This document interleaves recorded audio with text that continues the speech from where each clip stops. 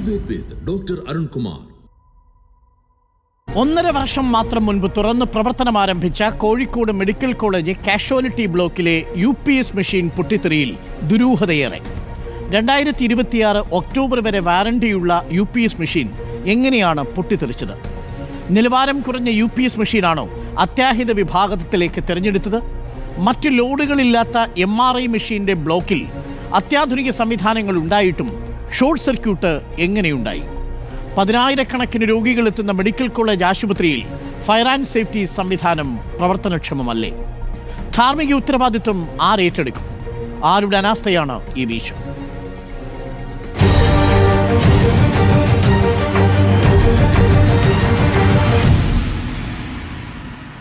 അതിഥികളായി നമുക്കൊപ്പം Dinesh Peruvanna, hospital development society staff association president, advocate KS Arunkumar CPM പ്രതിനിധി, advocate Prakash Babu BJP Kozhikode city ജില്ലാ president, Sasi T മരിച്ച ഗോപാലന്റെ ബന്ധു എന്നിവരാണ്.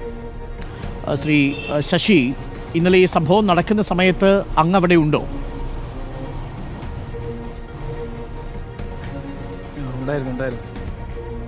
ഇന്നലെ താങ്കൾ അവിടെ കണ്ടത് എന്താണ് ശ്രീ ശശി? ഞാൻ കണ്ണൂരായിരുന്നു. കണ്ണൂർ ഞാൻ ജോലി കഴിഞ്ഞ് വന്നു. ഒരു 6:45-7 മണിയാകുന്ന സമയത്ത് അവിടെ എത്തി. അപ്പോൾ എൻ്റെ ഭാര്യ പിതാവാണ് അവിടെ 1-ാം തീയതി അഡ്മിറ്റ് ആയതായിരുന്നു. അപ്പോൾ അതിൻ്റെ എന്താണ് രോഗം ഇതുവരെ സ്ഥിരീകരിച്ചിട്ടില്ല. അപ്പോൾ അതിൻ്റെ ഭാഗമായി വെൻറ്റിലേറ്ററിലായിരുന്നു അതുവരെ. അപ്പോൾ ആ സമയത്ത് കുറച്ചും കൂടി BP ഒക്കെ ഡൗണായി വെൻറ്റിലേഷൻ ാണ് ഉണ്ടായിരുന്നത്. അപ്പോൾ ആ സമയത്താണ് അവിടെ മകൻ കുറച്ച് 2 ദിവസമായി ഉറക്കം കഴിഞ്ഞതുകൊണ്ട് മകൻ കുറച്ച് റെസ്റ്റ് റൂമിൽ അവിടെ ഉണ്ടായിരുന്നു. അപ്പോൾ അവൻ മകനെ വിളിക്കാൻ വേണ്ടി പോവുക. ഡോക്ടർ പറഞ്ഞ് മകനെ ഒന്ന് വിളിക്ക്, കുറച്ച് കൂടി കോംപ്ലിക്കേഷനാണ്, അപ്പോൾ ഒന്ന് സംസാരിക്കണം എന്നൊക്കെ പറഞ്ഞു. ആ പോകുന്ന വഴിക്കാണ് UPSൻ്റെ റൂമിൽ നിന്ന് ഒരു പുക ഉയരുന്നത് കണ്ട്. പുക ഇങ്ങനെ വന്നു. അപ്പോൾ നമുക്ക് പെട്ടെന്ന് മനസ്സിലാവും ഒരു വയറിൻ്റെ അകത്ത് വരുന്ന പുക ബാഡ് സ്മെല്ല്. അപ്പോൾ വല്ലാത്ത രീതിയിലുള്ള ഒരു അസ്വസ്ഥത അനുഭവിച്ചു. അപ്പോൾ ഞങ്ങളെ കൗണ്ടറിലൊക്കെ പറഞ്ഞു ഇങ്ങനെയുണ്ട്, എവിടെയോ ഒരു ഷോർട്ട് സർക്യൂട്ട് ഉണ്ട്. അപ്പോൾ അതിൻ്റെ ഭാഗം എല്ലാവരും തന്നെ ആ ഒരു രീതിയിലേക്ക് ശ്രദ്ധ കേന്ദ്രീകരിച്ചു. അവിടെയുള്ള ആ UPS റൂം ഒരു സിലിണ്ടർ ഉപയോഗിച്ച് പൊട്ടിച്ചു. അപ്പോൾ അതിൻ്റെ അകത്തുണ്ടായ ആ ഒരു കറുത്ത പുക ഈ വെന്റിലേഷനിലേക്ക് പെട്ടെന്ന് വരികയും, അപ്പോൾ എല്ലാ ഒരു ശ്രമങ്ങളും നമ്മുടെ അവിടെയുള്ള ജീവനക്കാരും അതുപോലത്തെ ഡോക്ടേഴ്സും നേഴ്സുമാരും എല്ലാവരും കൂടി നല്ല ഒരു പെട്ടെന്നുള്ള ഒരു രക്ഷാപ്രവർത്തനം നടത്തി. അതിൻ്റെ ഭാഗമായി വെന്റിലേഷൻ ഉണ്ടായിരുന്ന എല്ലാവരെയും, ആ വെന്റിലേഷൻ ഉണ്ടായിരുന്ന ഇത് ഫീസൊക്കെ എല്ലാവരും അവരവരെ തന്നെ ഊരി പെട്ടെന്ന് അവർ കിടന്ന ബെഡോടുകൂടി നമ്മൾ പുറത്തേക്ക് എടുക്കുകയുണ്ടായിരുന്നത്. ഈ ശ്രീ ഗോപാലൻ്റെ വെന്റിലേഷൻ അപ്പോൾ എടുത്തിരുന്നോ? അതായത് പുറത്തേക്ക് കൊണ്ടുപോകുമ്പോൾ? ഇല്ല, വെന്റിലേഷൻ തന്നെ ആയിരുന്നു. പിന്നീട് എപ്പോഴാണ് ശ്രീ ഗോപാലൻ മരിക്കുന്നത്? വെന്റിലേഷൻ തന്നെയായിരുന്നു. അതെ, നമ്മൾ ഈ പുക വരുന്ന സമയത്ത് മുഴുവൻ ആളുകളെയും രക്ഷാപ്രവർത്തനത്തിൻ്റെ ഭാഗമായി അത് നമ്മൾ സ്വന്തക്കാരെന്നോ ഒന്നും നോക്കിയില്ല. മുഴുവൻ ആളുകളെ പുറത്താകുന്ന സമയത്ത് നമ്മളും അതിൻ്റെ കൂടെ പുറത്തേക്ക് എല്ലാവരെയും ബെഡടക്കം നമ്മൾ പുറത്തേക്ക് വരാന്തയിലേക്ക് ഉന്തി കൊണ്ടുവരുന്ന സ്ഥിതിയാണ് ഉണ്ടായതല്ല. ഈ വെന്റിലേറ്റർ ICUവിൽ വെന്റിലേറ്ററിലേക്ക് അതുപോലത്തെ വന്നിരുന്നു. പക്ഷേ അവിടെയുള്ള രോഗികളുടെ ആരുടെയും വെന്റിലേഷൻ മുഴുവൻ ആളുകൾ അവിടെ ഉള്ള എല്ലാവരും സ്വയം വെന്റിലേറ്റർ സൗകര്യത്തോടു കൂടിയാണ് ആംബുലൻസിലേക്ക് മാറ്റിയതെന്നാണ് ആശുപത്രി അധികൃതർ പറയുന്നത്. അത് ശരിയാണോ? അതെ, വെന്റിലേഷൻ ഉള്ള. അപ്പം നമ്മളത് ഏകദേശം അതിൻ്റെ ഒരു ഡെത്തിലേക്ക് ആയിരുന്നു. അപ്പോൾ അതുകൊണ്ട് നമ്മൾ അവിടെ വന്ന് അപ്പം തന്നെ ഡോക്ടർ ഒക്കെ വന്ന് പുറത്തെടുത്ത ഉടനെ ഡോക്ടർ വന്ന് പരിശോധിച്ചു. അപ്പോൾ പിന്നെ അതിന് ശേഷമാണ് CPR ഒക്കെ കൊടുത്തു. അപ്പോൾ അത് ആ സമയത്ത് ആ സമയത്താണ് ഡെത്ത് സ്ഥിരീകരിച്ചത്, പുറത്തേക്ക് ആക്കിയതിന് ശേഷം. അതിന് മുന്നോടി 2-3 കേസ് ഉണ്ടായിരുന്നു.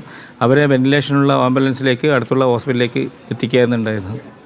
അതായത് ഈ അത്യാഹിതം സംഭവിച്ചില്ലായിരുന്നെങ്കിലും ശ്രീ ഗോപാലൻ ആ സമയത്ത് മരിക്കുമായിരുന്നു എന്നാണ് അല്ലേ? അങ്ങനെയല്ല, അതിപ്പോൾ നമുക്ക് പറയാൻ പറ്റില്ലല്ലോ. അതായത് ഈ അത്യാഹിതം സംഭവിച്ചത് കൊണ്ട് വെന്റിലേറ്ററിൽ നിന്ന് മാറ്റിയത് കൊണ്ടാണ് ശ്രീ ഗോപാലൻ മരിച്ചതെന്ന് പറയാൻ അങ്ങേക്ക് വെന്റിലേഷൻ്റെ സൗകര്യം പെട്ടെന്നുള്ള മരണം സംഭവിച്ചതെന്ന് നമുക്ക് അങ്ങനെ വിചാരിക്കാം. അല്ലെങ്കിലും അതായത് സൗകര്യം കിട്ടിയേനെ അല്ലേ? കിട്ടിയേനെ. ഓക്കെ, ഇതൊരു പുതിയ ബിൽഡിംഗ് ആണ്. അവിടെ വരുമ്പോൾ താങ്കൾക്ക് അതിനെക്കുറിച്ച് ഡീറ്റെയിൽ അറിയില്ലെങ്കിലും അവിടെ പെട്ടെന്ന് അങ്ങനെ CCTV അല്ല ഈ ഷോർട്ട് സർക്യൂട്ട് വരാനുള്ള ഒരു സാധ്യത സ്വാഭാവികമായിട്ട് നമ്മൾ കാണുന്നതുമില്ല. ആ സമയത്ത് ഈ എന്തെങ്കിലും തീയോ മറ്റോ താങ്കൾ അവിടെ കണ്ടിരുന്നില്ല? കുറേ മുന്നേ വരുമ്പോൾ പഴയ കാഷ്വാലിറ്റിയിൽ നിന്നും എത്രയോ നല്ല പുതിയ ആധുനിക സജ്ജീകരണങ്ങളോടുള്ള കാഷ്വാലിറ്റിയാണ് ഇപ്പോൾ ഉള്ളത്. പഴയതിൽ നിന്നും കുറേ വ്യത്യസ്തമായി നല്ലൊരു ഇത് തന്നെയായിരുന്നു. കാഷ്വാലിറ്റി തന്നെയാണ് 2 ദിവസം ഈ വെന്റിലേറ്റർ ഉണ്ടായിരുന്നത്. ഓക്കെ, നല്ല സൗകര്യമുണ്ട്. നല്ല അങ്ങനെ എങ്ങനെയാണ് സംഭവിച്ചതെന്ന് പറയാൻ പറ്റില്ല. ഫയർ ആൻഡ് സേഫ്റ്റി സംവിധാനങ്ങളൊക്കെ അവിടെ ഉണ്ടായിരുന്നോ? അലാറം ശബ്ദിക്കുകയോ അങ്ങനെ എന്തെങ്കിലും കേട്ടിരുന്നോ? അല്ല, അങ്ങനത്തെ സംവിധാനം ഉണ്ടായിരുന്നില്ല. അലാറം ഒന്നും കേട്ടിട്ടുണ്ടായിരുന്നില്ല. അലാറം കേട്ടില്ല. അവിടെ ഫയർ ആൻഡ് സേഫ്റ്റിയുടെ എന്തെങ്കിലും സംവിധാനങ്ങൾ കണ്ണിൽപ്പെട്ടിരുന്നോ? ഇല്ല, അത് ശ്രദ്ധിച്ചിരുന്നില്ല. ഞാൻ ഉണ്ടായിരുന്നു, മറ്റേ ആ സിലിണ്ടറൊക്കെ ഉണ്ടായിരുന്നു. അതുകൊണ്ടാണ് ആ UPSൻ്റെ റൂമൊക്കെ അടിച്ച് പൊളിച്ചത് ആ സിലിണ്ടർ കൊണ്ടാണ്. ഓക്കെ, ഇതിലിപ്പോൾ നിങ്ങൾക്ക് പരാതിയുണ്ടോ? ഇപ്പോൾ പോസ്റ്റ്മോർട്ടം റിപ്പോർട്ട് വന്നിരിക്കുന്നത് പുകം ശ്വസിച്ചല്ല മരണം എന്നാണ്. അങ്ങനെ വേണമെന്നില്ല, പക്ഷേ വെന്റിലേറ്റർ മാറ്റിയതുകൊണ്ട് മരണം സംഭവിച്ചു എന്നൊരു പരാതി താങ്കൾക്കുണ്ടോ? പരാതിയില്ല.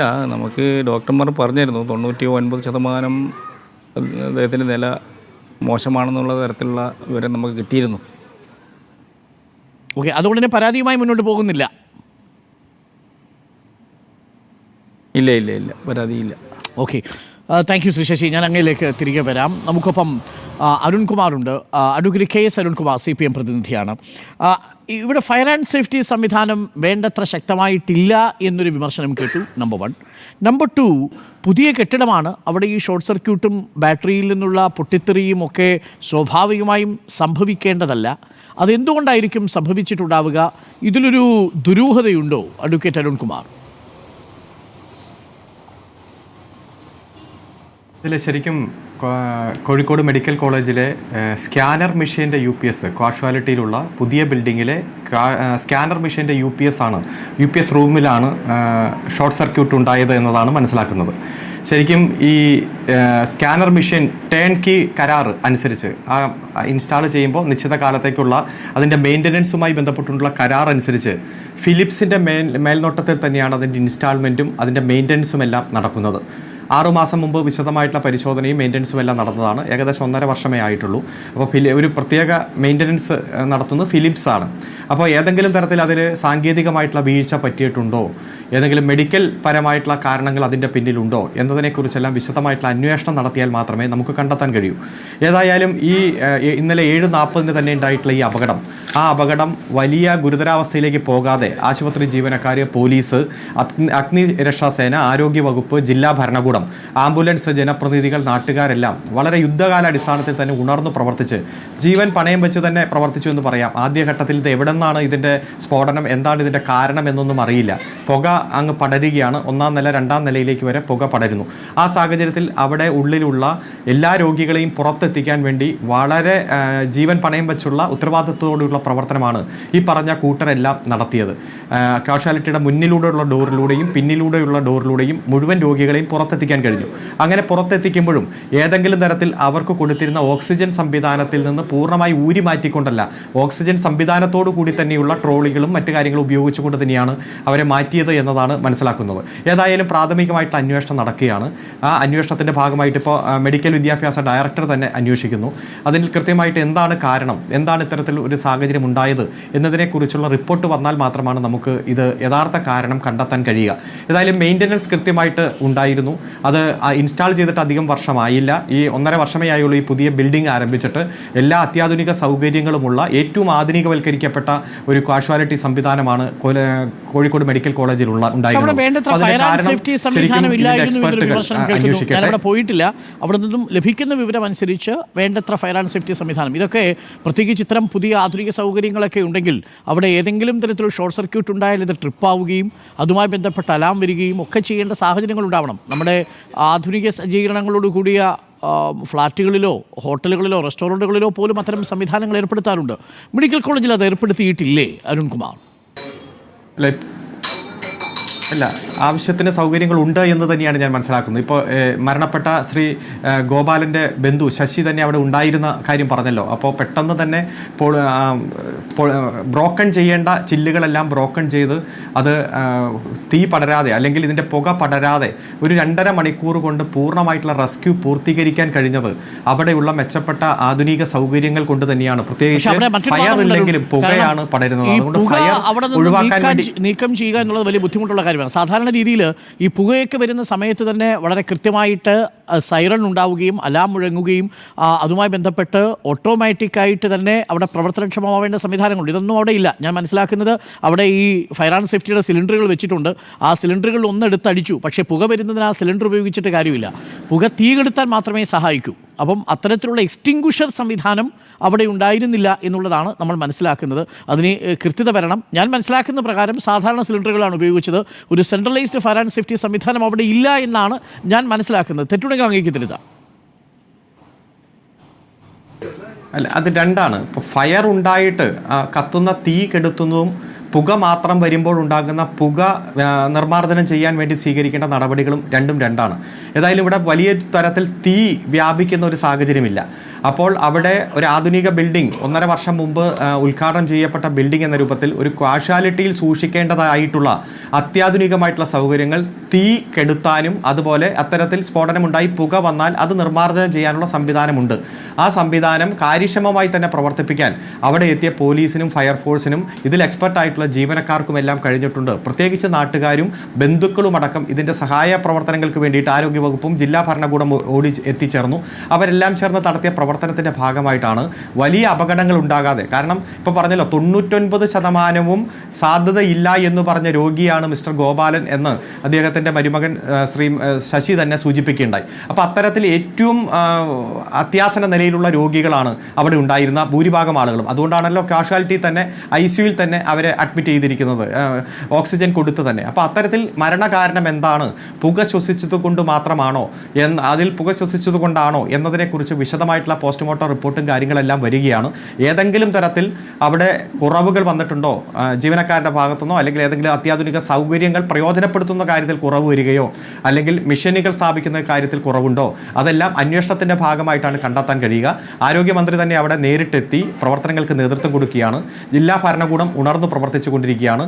മുഖ്യമന്ത്രി പറഞ്ഞതുപോലെ ഒരിക്കലും സംഭവിക്കാൻ പാടില്ലാത്ത, പ്രത്യേകിച്ച് ഇത്രയും സൗകര്യങ്ങളുള്ള ഏറ്റവും ആധുനിക ഹോസ്പിറ്റലിൽ സംഭവിക്കാൻ പാടില്ലാത്ത കാര്യമാണ് സംഭവിച്ചത്.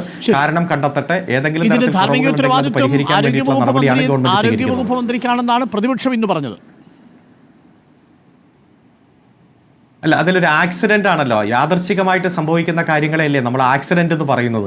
ഏതെങ്കിലും തരത്തിൽ ഒരു ആക്സിഡന്റ് ഉണ്ടാകുമ്പോൾ അതിൽ പെട്ടെന്ന് അത് നിലച്ചിരിക്കാതെ ഹോസ്പിറ്റലിൽ കത്തി അമർന്നത് യന്ത്ര സാമഗ്രികളാണ്. അപ്പോൾ അത് മെയിൻ്റനൻസ് ഉണ്ട്. ആ മെയിൻ്റനൻസിന് പ്രത്യേകമായിട്ട് കരാർ ഫിലിപ്സ് കമ്പനിക്ക് തന്നെയാണ്. അപ്പോൾ ഫിലിപ്സ് കൃത്യമായിട്ട് അത് നടത്തിക്കൊണ്ടിരിക്കുകയാണ്. അതിൽ ധാർമ്മിക ഉത്തരവാദിത്തത്തിൻ്റെ ഒരു കാര്യങ്ങളെല്ലാം ഉണ്ടോ എന്ന് അന്വേഷണ റിപ്പോർട്ടിൽ ഏതെങ്കിലും ഒരു ലാപ്സ് ആരുടെയെങ്കിലും ഭാഗത്തുനിന്ന് ഉണ്ടെങ്കിൽ മാത്രമാണ് അതിൽ നമുക്ക് പറയാൻ കഴിയുക. ഏതായാലും അന്വേഷണ റിപ്പോർട്ട് വരട്ടെ. ഗവൺമെന്റ് ശക്തമായി അതിന് മുമ്പ് അഡ്വക്കേറ്റ് പ്രകാശ് ബാബു, ഇപ്പോൾ അരുൺകുമാർ പറയുന്നത് പോലെ, നേരത്തെ ശശി പറഞ്ഞതുപോലെ അവിടെ യാതൊരു വീഴ്ചയും ആ രീതിയിൽ ഉണ്ടായിട്ടില്ല. പകരം ഒരു അപകടമാണ് ഉണ്ടായത്, ഒരു ആക്സിഡൻറ്റ് ഉണ്ടാവുന്നു. അപ്പോൾ ഇത്തരം ഷോർട്ട് സർക്യൂട്ടുകൾ ചിലപ്പോൾ ഉണ്ടാകാം. ആ ഷോർട്ട് സർക്യൂട്ടിൻ്റെ സമയത്ത് അവിടെ സ്വീകരിക്കേണ്ട എല്ലാ രക്ഷാപ്രവർത്തനവും കഴിയുന്നതും വേഗം സ്വീകരിച്ചുകൊണ്ടാണ് 3 മണിക്കൂറിനുള്ളിൽ പുക പൂർണ്ണമായി നീക്കം ചെയ്ത് വെന്റിലേറ്ററിലുണ്ടായിരുന്ന രോഗികളടക്കം ഓക്സിജൻ സപ്പോർട്ടോടുകൂടി പുറത്തെത്തിച്ചു. അവർക്ക് ബുദ്ധിമുട്ടുണ്ടാകാത്ത തരത്തിൽ എന്നാണ് ഇപ്പോൾ പറഞ്ഞിരിക്കുന്നത്. മരിച്ച 4 പേരുടെ കാര്യത്തിലും ഇപ്പോൾ 3 പേരുടെ പോസ്റ്റ്മോർട്ടം റിപ്പോർട്ടിലും പുക ശ്വസിച്ചല്ല മരണമെന്ന് വന്നിരിക്കുന്നത്. വന്നിരിക്കുകയും ചെയ്യുന്നു. നിങ്ങൾ എന്തിനാണ് ഇന്ന് ആശുപത്രി പരിസരത്തേക്കൊക്കെ മാർച്ച് നടത്തുന്നതും അതിലൊരു പ്രതിഷേധത്തിൻ്റെ സ്വഭാവത്തിലേക്ക് എത്തിയതും? അഡ്വക്കേറ്റ് പ്രകാശ് ബാബു, ഇതൊക്കെ സ്വാഭാവികമായി സംഭവിക്കുന്നതല്ലേ എന്നുള്ളതാണ് CPM-ന്റെ നിലപാട്.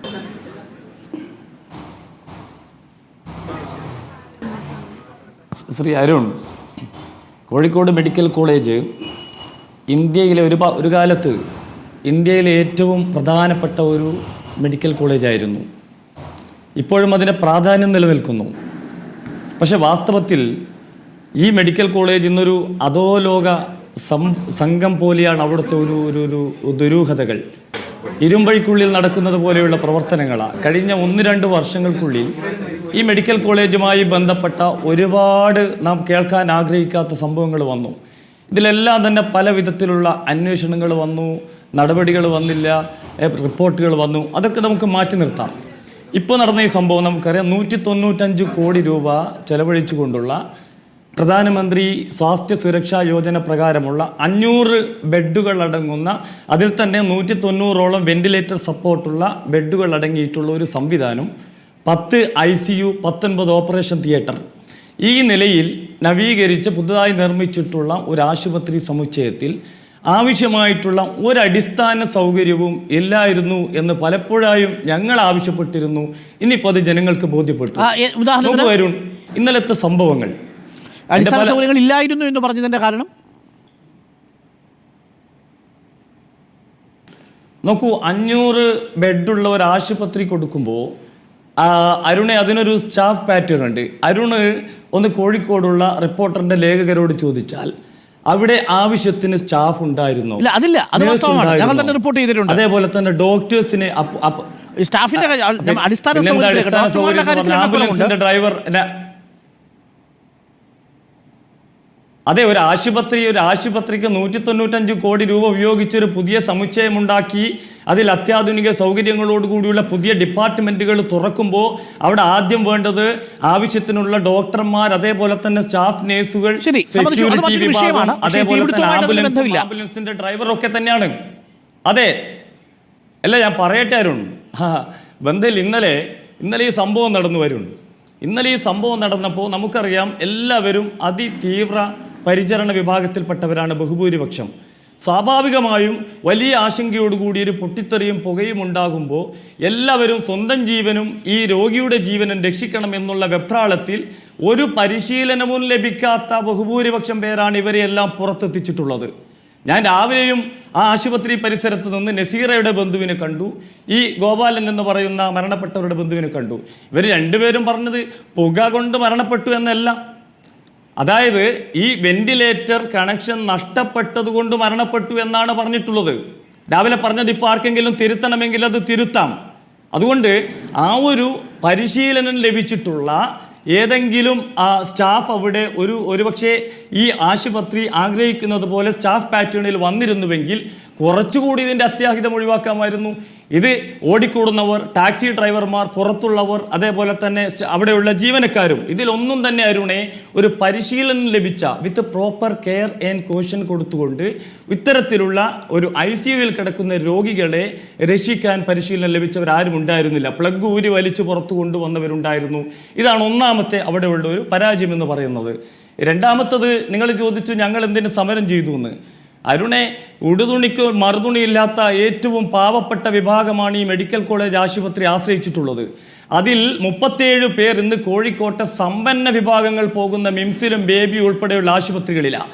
ഇന്ന് ബഹുമാനപ്പെട്ട കേരളത്തിൻ്റെ ആരോഗ്യമന്ത്രി വന്നപ്പോൾ ആവർത്തിച്ച് മാധ്യമപ്രവർത്തകരും മറ്റും ചോദിച്ചല്ലോ, ഈ 37 പേരുടെ ചികിത്സാ ചിലവിനെ കുറിച്ച് എന്താ, അതിനെക്കുറിച്ച് പറയുന്നില്ല. ഞാൻ ചോദിച്ചോട്ടെ, സൗജന്യ ചികിത്സ ലഭിക്കുന്ന ഒരു ആശുപത്രിയിൽ ആരോഗ്യ വകുപ്പിൻ്റെയും അതേപോലെ തന്നെ അധികൃതരുടെയും അനാസ്ഥ മൂലം സംഭവിച്ചിട്ടുള്ള ഒരു കാര്യത്തിൽ ഇവരെന്ത് PHU ബേബിയിലും മെമ്മോറിയൽ അതേപോലെ മിംസ് ആശുപത്രിയിലും പോകാൻ അവിടെ 1 ലക്ഷം 2 ലക്ഷം 3 ലക്ഷം ഞങ്ങൾക്ക് ഡെപ്പോസിറ്റ് തന്നാലേ ഞങ്ങളിവിടെ സർജറി ചെയ്യുള്ളൂ, അല്ലെങ്കിൽ 50,000 രൂപ കെട്ടിവെച്ചാൽ മാത്രമേ ചികിത്സിക്കുകയുള്ളൂ എന്ന് പറയുമ്പോൾ ഇതെന്തേ കേരളത്തിൻ്റെ ബഹുമാനപ്പെട്ട ആരോഗ്യമന്ത്രി ആ ചികിത്സയുടെ ചിലവ് ഞങ്ങൾ ഏറ്റെടുക്കുക പറയാത്തത്?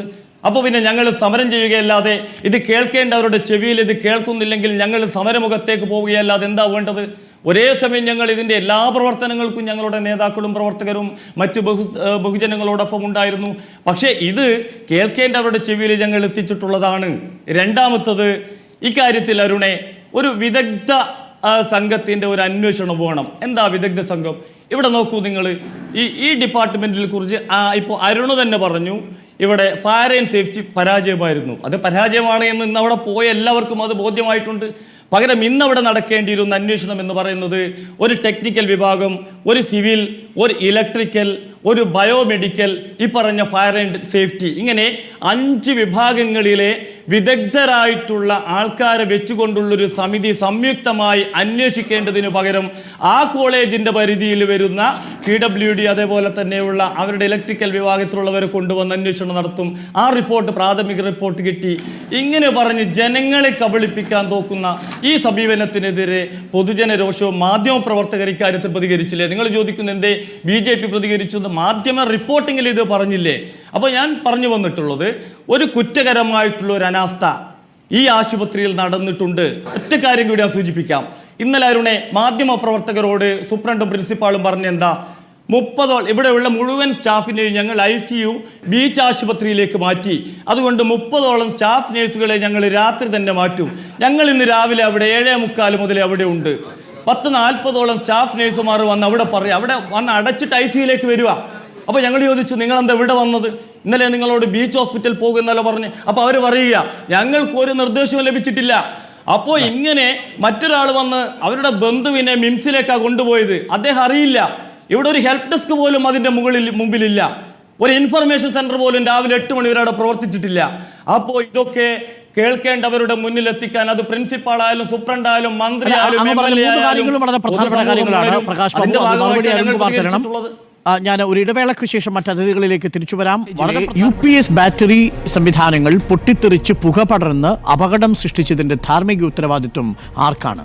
ആരുടെ അനാസ്ഥയാണ് ഈ വീഴ്ചയെന്നാണ് ചോദ്യം. നമുക്കിപ്പോൾ അതിഥികളായി Dinesh Peruvanna, hospital development society staff association president, advocate KS Arunkumar, CPM പ്രതിനിധി, advocate Prakash Babu, BJP Kozhikode city ജില്ലാ പ്രസിഡന്റ്, ശശി T, മരിച്ച ഗോപാലന്റെ ബന്ധു എന്നിവരാണ് ചേരുന്നത്. ഞാൻ ദിനേശ് പെരുവണ്ണയിലേക്ക് പോകും. ദിനേശ് പെരുവണ്ണ, 195 കോടി രൂപയ്ക്ക് പ്രൈം മിനിസ്റ്റർ PMSY യോജന പ്രകാരം നിർമ്മിച്ച കെട്ടിടത്തിൽ 500ഓളം ബെഡുകളുള്ള, അതിൽ തന്നെ 10ഓളം ICUകളും 19ഓളം ഓപ്പറേഷൻ തിയേറ്ററുകളുമുള്ള, വെന്റിലേറ്റർ സംവിധാനമുള്ള അത്യാധുനിക കെട്ടിടത്തിൽ ഇതേപോലെ കാഷ്വാലിറ്റിക്ക് തൊട്ടടുത്ത് MRI സ്കാനിൻ്റെ ഭാഗത്ത് വെച്ചിരിക്കുന്ന 37 ബാറ്ററികൾ ഷോർട്ട് സർക്യൂട്ടിലൂടെ പുകഞ്ഞ് കത്തുന്നു എന്ന് പറയുമ്പോൾ അതിലെന്തോ ഒരു ദുരൂഹതയില്ലേ?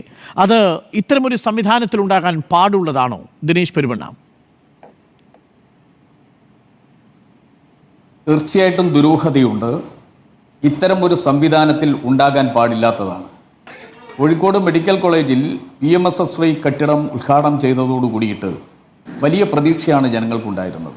കാരണം അതിൻ്റെ കാഷ്വാലിറ്റിയിൽ എല്ലാ സൗകര്യങ്ങളും ഉണ്ടാകും എന്നാണ്. പക്ഷേ ആ സൗകര്യങ്ങളൊക്കെ കെട്ടിടത്തിനകത്ത് മാത്രമാണുള്ളത്, കെട്ടിടത്തോട് ചേർന്നാണുള്ളത്. എന്നാൽ ആ സൗകര്യങ്ങൾ കൃത്യമായിട്ടും അവിടെ എത്തിച്ചേരുന്ന രോഗികൾക്ക് വേണ്ടി അത് കൃത്യമായിട്ട് അത് നിർവഹിച്ചു കൊടുക്കുന്നതിനാവശ്യമായിട്ടുള്ള നടപടികൾ സ്വീകരിക്കുന്നതിൽ ബന്ധപ്പെട്ട അധികൃതർ പരാജയപ്പെട്ടിരിക്കുന്നു, സർക്കാർ പരാജയപ്പെട്ടിരിക്കുന്നു. ഇവിടെ ഫയർ ആൻഡ് സേഫ്റ്റിയെക്കുറിച്ച് പറഞ്ഞു. ഇത്തരമൊരു പ്രധാനപ്പെട്ട ആശുപത്രിയുടെ അവിടെ ഈ ആധുനിക കാലഘട്ടത്തിൽ, ഈ കാലഘട്ടത്തിൽ നിർമ്മിച്ച് അത് പൂർത്തിയായി അതിൻ്റെ പ്രവർത്തനം രൂപപ്പെട്ട് അത് സജ്ജമായി വരുമ്പോൾ, അതിൻ്റെ പ്രവർത്തനം ആരംഭിക്കുമ്പോൾ ഈ ഫയർ ആൻഡ് സേഫ്റ്റി സംവിധാനം ഉണ്ടോ എന്നൊന്ന് ആലോചിക്കേണ്ടേ? അവിടെ 4 കുറ്റികൾ വെച്ചിട്ട് ഇത് എടുത്തു. ഇപ്പോൾ ഈ മരണപ്പെട്ട അദ്ദേഹത്തിൻ്റെ ബന്ധു ഗോപാലൻ എന്നവരുടെ ബന്ധു എന്താ പറഞ്ഞത്? അദ്ദേഹമാണല്ലോ ഇപ്പോൾ പറഞ്ഞത്, ഈ കുറ്റി എടുത്ത് അടിച്ചു പൊട്ടിച്ചു എന്നാണ്. UPS ഉള്ള ബാറ്ററി ഉള്ള ഈ റൂം അടിച്ചു പൊട്ടിച്ചത് ഈ ഒരു കുറ്റി എടുത്തിട്ടാണെന്നാ. എന്നാൽ ഇത് സംവിധാനം എങ്ങനെയാണ് ഉപയോഗിക്കുന്നത് എന്ന് പോലും അറിയാത്തവരാണ് അവിടെ രക്ഷാപ്രവർത്തനത്തിനുള്ളത്. ഞാൻ കോഴിക്കോട് മെഡിക്കൽ കോളേജിൻ്റെ ചുറ്റുപാടിലുമുള്ള ആളാണ്, ഇന്നലെ അവിടെ ഉണ്ടായിരുന്ന ആളാണ്. അവിടെ എത്തിച്ചേർന്നിരിക്കുന്ന സന്നദ്ധ പ്രവർത്തകർ, നാട്ടുകാർ, അവർക്കിതെന്താണെന്ന് ചെയ്യാൻ പോലും അറിയാത്തവരാണ്. അവർ കൃത്യമായിട്ടും ഇടപെടുന്നു, അതിലേക്ക് കഴിയുന്ന സഹായങ്ങളെല്ലാം ചെയ്തു. ഇവിടെ പറഞ്ഞതുപോലെ ഒരു കൂട്ടായ പ്രവർത്തനത്തിലൂടെ ആ സമയത്ത് രക്ഷാപ്രവർത്തനം നടന്നു. പക്ഷേ ചോദിക്കട്ടെ, മെഡിക്കൽ കോളേജിൽ ഇവിടെ പറഞ്ഞല്ലോ ഈ സംവിധാനങ്ങളൊക്കെ ഉണ്ട് എന്ന്. എന്ത് സംവിധാനമുള്ളത്? ഫയർ ആൻഡ് സേഫ്റ്റി സംവിധാനം ഉണ്ടോ? ഫയർ ആൻഡ് സേഫ്റ്റി ഡിപ്പാർട്ട്മെന്റ് ഇവിടെ അതുമായി ബന്ധപ്പെട്ടുകൊണ്ട് സർക്കാരിന്റെ ഏതെങ്കിലും ഉത്തരവാദിത്വപ്പെട്ട ആൾ അവിടെ ജോലി ചെയ്യുന്നുണ്ടോ? KSCB PWD യൂണിറ്റ് ഒന്ന് അവിടെ പ്രവർത്തിക്കുന്നുണ്ട്. ആ പ്രവർത്തിക്കുന്ന ഇലക്ട്രിക്കൽ PWDയുടെ യൂണിറ്റിലെ ആരെങ്കിലും അവിടെ ഉണ്ടോ? കാഷ്വാലിറ്റിയിൽ ജോലി ചെയ്യുന്നുണ്ടോ? അവിടേക്കായി പ്രത്യേകമുണ്ടോ? അതൊന്നുമില്ല. എന്നിട്ട് അവിടെ HDS വെച്ചിരിക്കുന്ന ഒന്നോ രണ്ടോ ഈ രംഗത്തുള്ള ആളുകളെ അവരെ വെച്ചാണ് ഇത് പ്രവർത്തനം ആരംഭിക്കുന്നത്. ഇവിടെ സൂചിപ്പിച്ചത് ഞാൻ വീണ്ടും ആവർത്തിക്കുക, ഇത്തരമൊരു ആശുപത്രി അനുവദിക്കുമ്പോൾ ചില മാനദണ്ഡങ്ങളുണ്ട്. അവിടേക്ക് ആവശ്യമായ സ്റ്റാഫ് പാറ്റേൺ ക്രിയേറ്റ് ചെയ്യണം. ഫയർ ആൻഡ് സേഫ്റ്റി ഓഫീസർ അടക്കം ഉള്ള ആളുകളെ അവിടെ നിയമിക്കപ്പെടേണ്ടതുണ്ട്. ദിനേശിനെ അത്ഭുതപ്പെടുത്തുന്നത് ഇപ്പോൾ പുക മാത്രം വന്നപ്പോഴാണ് ഇത്രയും ആശങ്കയും പരിഭ്രാന്തിയും ഉണ്ടായത്. ആ ബ്ലോക്കിൽ തീ പിടിച്ചിരുന്നെങ്കിൽ എന്ത് സംഭവിക്കുമായിരുന്നു? തീർച്ചയായിട്ടും ഈ ഒരു സംഭവത്തോട് കൂടിയിട്ട് അവിടെ മാത്രമല്ല, തൊട്ടപ്പുറത്ത് കാർഡിയാക് യൂണിറ്റും അതുപോലെ തന്നെ യൂറോളജിയുടെയും ഒക്കെ പ്രവർത്തിക്കുന്ന, നെഫ്രോ അടക്കം പ്രവർത്തിക്കുന്ന സൂപ്പർ സ്പെഷ്യാലിറ്റി ബ്ലോക്ക് തൊട്ടപ്പുറത്തുണ്ട്. ഇപ്പുറത്ത് MCH ഉണ്ട്. തൊട്ടപ്പുറത്ത് മാതൃശിശു സംരക്ഷണ കേന്ദ്രം IMCH പ്രവർത്തിക്കുന്നു. അപ്പോൾ ഇവിടെയൊക്കെ ഇപ്പോൾ എല്ലാവർക്കും ആശങ്കയിലാണ്. ഇതിനാവശ്യമായിട്ടുള്ള എന്ത് സേഫ്റ്റിയാണ് ഒരുക്കിയിട്ടുള്ളത്? ഇല്ല എന്നുള്ളത് തന്നെയാണ്. കാരണം HDS ജീവനക്കാരാണ്. ഞാൻ HDS ജീവനക്കാരുടെ സംഘടനയുടെ പ്രസിഡന്റ് എന്നുള്ള നിലക്ക് കൂടി പറയുന്നു. അവിടെ ഗവൺമെന്റ് തസ്തികയിൽ വെക്കേണ്ട ഒഴിവുകൾ പോലും നിയമിക്കപ്പെടാതെ HDS വഴി ജീവനക്കാരെ നിയമിക്കുന്നു. ഇപ്പൊ എംപ്ലോയ്മെന്റ് വഴി ആളുകളെ വെക്കുന്നു, പിരിഞ്ഞു പോകുന്നവരെ വെക്കുന്നു. അവരെ എല്ലാം തന്നെ ഇത്തരം പ്രധാനപ്പെട്ട തലങ്ങളിലേക്ക് വെക്കേണ്ടി വരുമ്പോൾ സർക്കാരിന്റെ ഇതുമായി ബന്ധപ്പെട്ടുകൊണ്ടുള്ള ഇലക്ട്രിക്കൽ PWD വിങ്ങിന്റെ പൊതുമരാമത്ത് വകുപ്പിന്റെ കീഴിലാണ്. എന്നാൽ KSCB എന്ന് പറയുന്ന സ്ഥാപനം ഉണ്ടല്ലോ, ആ KSCB നിലനിൽക്കുന്നത് കോവൂർ എന്ന് പറയുന്ന തൊട്ടടുത്ത. അവർക്ക് ഈ മെഡിക്കൽ കോളേജുമായി ബന്ധപ്പെട്ടുകൊണ്ട് KSCBക്ക് ഇലക്ട്രിക്കൽ പരമായിട്ടുള്ള കാര്യങ്ങളിൽ ഒന്നും ചെയ്യാൻ കഴിയുന്നില്ല. കാരണം എന്താ? എനിക്ക് തോന്നുന്നു കേരളത്തിൽ തന്നെ 27,000-ഓളം വരുന്ന, ഞാൻ അതിലേക്ക് കടന്നു പോയല്ലേ, 27,000-ഓളം വരുന്ന കൺസ്യൂമേഴ്സുള്ള ഒരു KSCB ഡിവിഷനാണ് കോവൂർ ഡിവിഷൻ മെഡിക്കൽ കോളേജിൻ്റെത്. 12,000 കഴിഞ്ഞാൽ പുതിയ ഡിവിഷൻ വേണമെന്ന. എന്നാൽ 27,000 കൺസ്യൂമേഴ്സ് ഉള്ള ഒരു ഡിവിഷന്റെ അതിന്റെ ബന്ധപ്പെട്ടുകൊണ്ടുള്ള അതിന്റെ കീഴിൽ ഉള്ള PWD ഇലക്ട്രിക്കൽ യൂണിറ്റ്, അത് ഒരു യൂണിറ്റായി പ്രവർത്തിക്കുക മെഡിക്കൽ കോളേജ്. നോക്കൂ, നമ്മളൊരു കമ്പനിക്ക് ഒരു UPS സംവിധാനം വാങ്ങി ആനുവൽ മെയിൻ്റനൻസ് കോൺട്രാക്ട് കൊടുത്തു കഴിഞ്ഞാൽ ആ കമ്പനി അത് കൃത്യമായി മെയിൻറ്റെയിൻ ചെയ്യുക. 6 മാസം മുമ്പ് ഫിലിപ്സ് എന്ന കമ്പനി തന്നെയാണ് അത് മെയിൻറ്റെയിൻ ചെയ്തതെന്നാണ് അരുൺകുമാർ പറയുന്നത്. 2026 ഒക്ടോബർ വരെയാണ് ഈ വാറണ്ടി കാലാവധി. അപ്പോൾ ഇതിനിടയ്ക്ക് ഇത് കത്തുമെന്ന് നമ്മളാരും പ്രതീക്ഷിക്കുക വയ്യല്ലോ. അപ്പോൾ ഇതൊരു സ്വാഭാവികമായി ഉണ്ടായ ഒരു അപകടമാണെങ്കിൽ അവിടെ എവിടെയാണ് ഒരു വീഴ്ച സംഭവിച്ചത് എന്നതാണ് ചോദ്യം. അത് അഡ്വക്കേറ്റ് അരുൺകുമാർ പറഞ്ഞത് ഞാൻ കേട്ടു.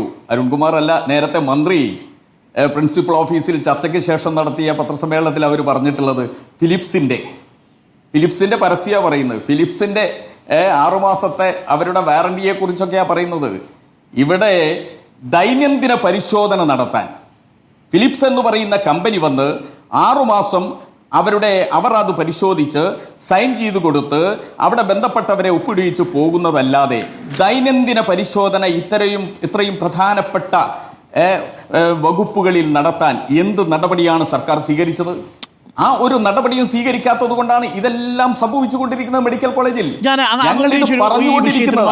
കോഴിക്കോട് മെഡിക്കൽ കോളേജിന്റെ ഞാൻ തിരിച്ചു വരാം. Dinesh, advocate K. അരുൺകുമാർ, നേരത്തെ നമ്മളോടൊപ്പം ദിനേശ് ഇപ്പോൾ ചോദിച്ച ചോദ്യവും BJPയുടെ സിറ്റി ജില്ലാ പ്രസിഡന്റ് അഡ്വക്കേറ്റ് പ്രകാശ് ബാബു ചോദിച്ച ചോദ്യവും ക്ലബ് ചെയ്താൽ 2 പ്രധാനപ്പെട്ട വീഴ്ചകൾ ഇക്കാര്യത്തിൽ സംഭവിച്ചിട്ടില്ലേ? ഒന്ന്, അത്യാധുനിക സംവിധാനങ്ങളോട് കൂടി നിർമ്മിക്കപ്പെട്ടിരിക്കുന്ന ഈ ബ്ലോക്കിലേക്ക് ആവശ്യം വേണ്ടുന്ന സ്റ്റാഫ് പാറ്റേൺ അത് ഫിക്സ് ചെയ്യാൻ സർക്കാരിന് സാധിച്ചിരുന്നോ? കാരണം ഈ 4 പേരിൽ 3 പേരിൽ 2 പേരുടെയെങ്കിലും മുഖത്തു നിന്നും ഈ മാസ്ക് ഊരി സാധാരണക്കാരായിട്ടുള്ള ട്രെയിൻഡ് അല്ലാത്ത ജീവനക്കാരാണ് രക്ഷാപ്രവർത്തനം നടത്തിയത്. ആ സാഹചര്യത്തിൽ വേണ്ടത്ര സ്റ്റാഫ് പാറ്റേൺ അവിടെ ഉണ്ടായിരുന്നെങ്കിൽ, ഡോക്ടർമാരും നഴ്സുമാരും ഒക്കെ ഉണ്ടായിരുന്നെങ്കിൽ അവരുടെ സമ്പൂർണ്ണമായ സേവനം ലഭിക്കുമായിരുന്നു. ഒരു വാദം.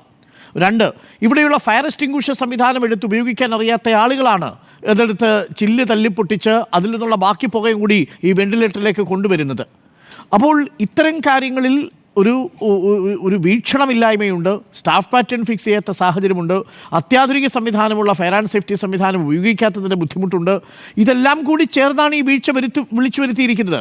ഫിലിപ്സ് മാത്രമല്ലല്ലോ, അവിടെയുള്ള ഇലക്ട്രിക്കൽ വിങ്ങിലെ ഉദ്യോഗസ്ഥർ ഇൻസ്പെക്ഷൻ നടത്തണ്ടേ? UPS-ൽ ഇങ്ങനെ എന്തെങ്കിലും തകരാറുണ്ടോ എന്ന് അവർ നിരീക്ഷിക്കണ്ടേ? അങ്ങനെ നിരീക്ഷിച്ച് ഏതെങ്കിലും ഉദ്യോഗസ്ഥർ അവിടെ ഉണ്ടായിരുന്നോ? അങ്ങനെ എന്തെങ്കിലും റിപ്പോർട്ട് കൊടുത്തിരുന്നോ? ഈ പുകയുന്ന സമയത്ത് മാത്രമാണോ ഇത് തിരിച്ചറിഞ്ഞത്? അതൊക്കെ ചോദ്യങ്ങളല്ലേ അരുൺ? ഡോക്ടർ അരുൺ, നമ്മളൊരു ദുരന്തമുഖത്ത് 24 മണിക്കൂർ പോലും ആ ദുരന്തമുണ്ടായിട്ട് പൂർത്തീകരിച്ചിട്ടില്ല. എന്നാൽ വലിയ അപകടങ്ങളൊന്നുമില്ലാതെ അന്തസ്സോടെ, ധൈര്യത്തോടെ, വളരെ ഗൗരവത്തോടെ നമ്മൾ ആ ദുരന്തത്തെ അതിജീവിച്ചിട്ടാണ് ഈ ചർച്ചയുടെ ഭാഗമായിട്ടിരിക്കുന്നത്. അപ്പോൾ ആ ചർച്ചയുടെ ഭാഗമായിട്ട് അവിടുത്തെ BJPയുടെ നേതാവ് ഈ ചാനൽ ചർച്ചയിൽ വന്ന് പറയുന്നത് ഈ മെഡിക്കൽ കോളേജ് മുഴുവൻ അധോലോക സംഘത്തിന്റെ പിടിയിലാണ്. 2, ഈ മെഡിക്കൽ കോളേജുമായി ദുരൂഹതയാണ്. ഇന്ത്യയിൽ ഏറ്റവും കൂടുതൽ സൗജന്യ ചികിത്സ കൊടുക്കുന്ന സംസ്ഥാനം ഈ കേരളമാണെന്ന് പറഞ്ഞു. ആരോഗ്യവകുപ്പ് മന്ത്രിയുടെ പേഴ്സണൽ സ്റ്റാഫിലുള്ള ചില ആളുകളാണ് അവിടെ ഈ കാര്യങ്ങളൊക്കെ നിയന്ത്രിക്കുന്നത്. അല്ല, ഞാൻ ഈ ചർച്ചയിൽ ഇപ്പൊ മറുപടി പറയുന്നത് BJPയുടെ പ്രതിനിധിക്കാണല്ലോ, അല്ലാതെ MP പറഞ്ഞതിന് നമുക്ക് പ്രത്യേകം മറുപടി പറയാം. അതായത് ഒരു ദുരന്ത മുഖത്ത് വന്ന് പച്ചയായ രാഷ്ട്രീയം കളിക്കുന്ന രീതി തുടങ്ങിയിട്ട് ഇന്നും ഇന്നലെയുമല്ല. ഈ സംസ്ഥാനത്ത് എന്നൊക്കെ ദുരന്തമുണ്ടായിട്ടുണ്ടോ, അത് ഓഖിയായാലും നിപയായാലും മഹാപ്രളയമായാലും വരൾച്ചയായാലും, ഇനി ഒരു വരൾച്ച വരട്ടെ, അതിനുശേഷം ഒരു വലിയ വെള്ളപ്പൊക്കം വരട്ടെ, ഒരു മഹാവ്യാധി വരട്ടെ, അപ്പം എല്ലാം ശരിയാവുമെന്ന് പ്രധാനപ്പെട്ട കോൺഗ്രസിന്റെ നേതാവ് പത്രസമ്മേളനം നടത്തി പ്രഖ്യാപിച്ച സംസ്ഥാനമല്ലേ നമ്മുടെ സംസ്ഥാനം. അതുപോലെ എത്രയോ സാഹചര്യങ്ങൾ നമ്മൾ കണ്ടു. കോവിഡ് വന്ന നല്ല രൂപത്തിൽ തരണം ചെയ്യുമ്പോഴും ഇവർ പറഞ്ഞ പ്രസ്താവനയൊക്കെ നമ്മുടെ മുന്നിലുണ്ട്. അപ്പോൾ ദുരന്തമുഖത്ത് പറയേണ്ടത് ഇത്തരത്തിൽ രാഷ്ട്രീയമല്ല. ആ രാഷ്ട്രീയം പറയാം, പക്ഷെ അത് മാന്യതയുടെയും മര്യാദയുടെയും രാഷ്ട്രീയമായിരിക്കണം. ഗവൺമെന്റിനെ ആക്രമിക്കാനും ആരോഗ്യവകുപ്പിനെ ആക്രമിക്കാനും തുടങ്ങിയിട്ട് കുറേ നാളായല്ലോ. പിന്നെ ഇവിടെ BJPയുടെ പ്രതിനിധി പറയുക, ഒരു ദുരന്തം ഉണ്ടായി, അപകടം ഉണ്ടായി, അങ്ങോട്ട് ഓടി വന്നവർ, ഞാൻ ആദ്യം പറഞ്ഞല്ലോ, ആശുപത്രി ജീവനക്കാർ, പോലീസ്, അഗ്നിരക്ഷാസേന, ആരോഗ്യവകുപ്പ്, ജില്ലാ ഭരണകൂടം, ആംബുലൻസ്, ജനപ്രതിനിധികൾ, നാട്ടുകാർ, ഇവരൊന്നും സ്കിൽഡ് അല്ല.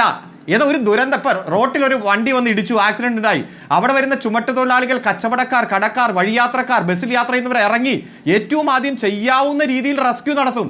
പെട്ടെന്ന് അവിടെ ഓടി രക്ഷപ്പെടാൻ പറ്റിയ രോഗികളല്ലല്ലോ അവിടെ വീൽ ചെയറിൽ ബെഡിൽ കിടക്കുന്നത്, ഓക്സിജൻ സഹായത്തോടെ കിടക്കുന്ന രോഗികളാണ്.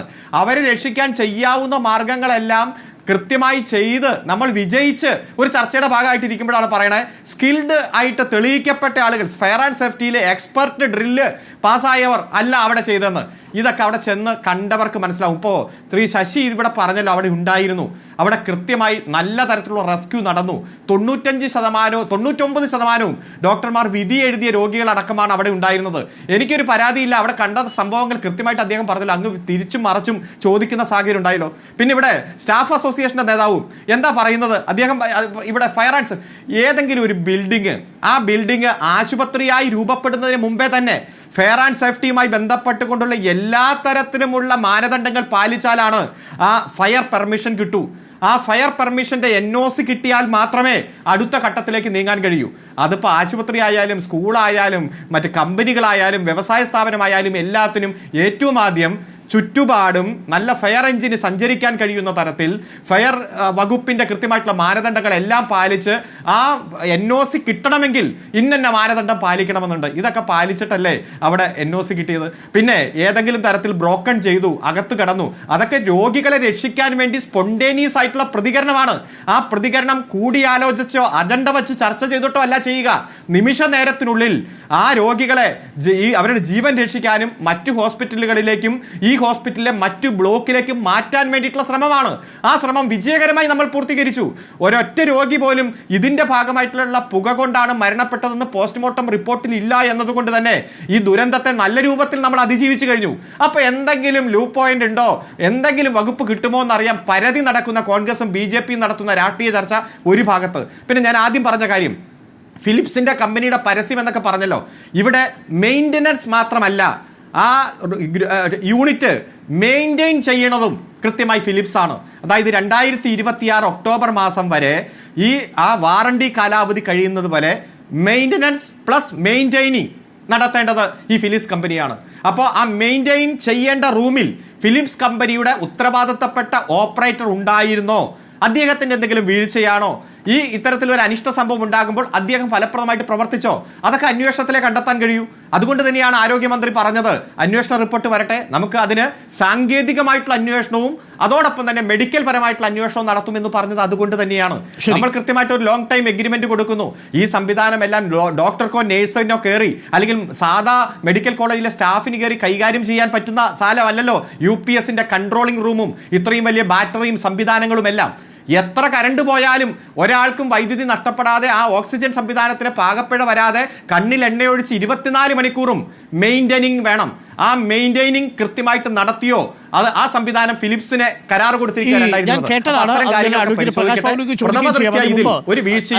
കേട്ടറിഞ്ഞു ചോദിക്കുകയാണ്. അതിനു മുമ്പ് തന്നെ ഈ സ്കാനിംഗ് സംവിധാനം പ്രവർത്തനക്ഷമമല്ലായിരുന്നു എന്ന് കേട്ടു. അത് ശരിയാണോ അരുൺകുമാർ? സ്കാനിംഗ് സംവിധാനത്തിൽ പ്രവർത്തനക്ഷമമല്ല എന്ന് പറയരുത്. സ്കാനിംഗ് സംവിധാനത്തിന്റെ കാര്യത്തിൽ ചില ഏതോ ഇറർ ആദ്യം സൂചിപ്പിച്ചതുപോലെ ഏതെങ്കിലും ഒരു യന്ത്ര സംവിധാനത്തിൽ പ്രവർത്തനം അല്ലെങ്കിൽ അതിൻ്റെതായിട്ടുള്ള സിഗ്നലുകൾ കാണിക്കും. UPS സംവിധാനത്തിലാണ് ഈ കേടുപാട് സംഭവിച്ചത്. അതായത് MRI സ്കാനിംഗ് അവിടെ നടക്കുന്നില്ല എന്നാണ് ഞാൻ മനസ്സിലാക്കുന്നത്. UPS-ലാണ് ഇപ്പോൾ പൊട്ടിത്തെറി സംഭവിച്ചിരിക്കുന്നത്. ഒറ്റ മിനിറ്റ്. അല്ല, സ്കാനിംഗ് മെഷീനിൽ 3:30 ആ ഇറർ പരിഹരിക്കുകയും പൂർവ്വസ്ഥിതിയിലാക്കുകയും ചെയ്തു എന്ന് തന്നെയാണ് ഞാൻ ആധികാരികമായിട്ട് മനസ്സിലാക്കുന്നത്. അപ്പോൾ ഏത് സാങ്കേതിക സംവിധാനത്തിലാണ് കുറവ് വന്നത്? ഇനി നമ്മുടെ ലക്ഷ്യം എന്താ? ഇത് ആവർത്തിക്കാൻ പാടില്ല. ഇനി മറ്റൊരു ആശുപത്രികളിൽ ഇത് ഉണ്ടാക്കാൻ പാടില്ല. അത് ഗവൺമെന്റ് ആശുപത്രി, സ്വകാര്യ ആശുപത്രി, മറ്റേത് മേഖലയിലായാലും. അപ്പോൾ ഇത് നമുക്കൊരു പാഠമാണ്. അപ്പോൾ വലിയ അപകടങ്ങളൊന്നും ഇല്ലാതെ നമുക്ക് കൃത്യമായിട്ട് ചെയ്യാൻ കഴിഞ്ഞു. 6 പേർ മരണപ്പെട്ടു.